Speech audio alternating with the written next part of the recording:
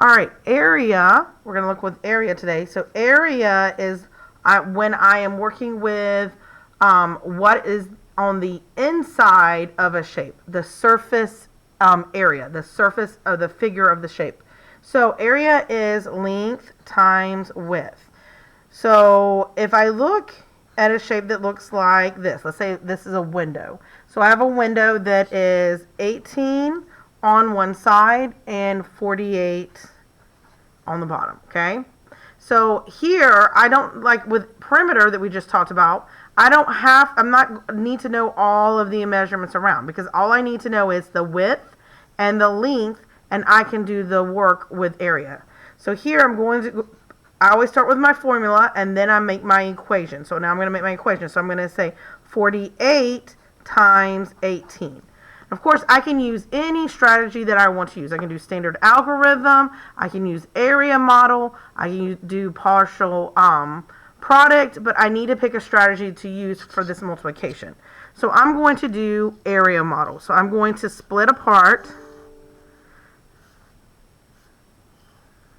my 48 and 18. So I'm going to say 40 times 10. Well, I know 4 times 1 is 4, and then how many zeros do I have here? 2. So that would be 400. Then I'm going to say 40 times 8. Well, I know 4 times 8 is 32, and then I have how many zeros there? 1. So I'm going to put my 1 0 in. 8 times 10 is 80. 8 times 8. Well, let's think about this, because this is where kids get up, because 8's not an easy number to work with. Well, I know that 8 times 7 is 56. If 8 times 7 is 56 and I add 8 more to that, what would that be? So you should have said 64. So now I'm going to add up all of these numbers. So I'm going to say 400, 320, 80, and 64. If I add all my 0 plus my 4, I'm going to get 4. 2 plus 8, I know that automatically. That's going to be a 10. 10 plus 6 is 16. Carry my 1. 1 plus 4 plus 3 is 8.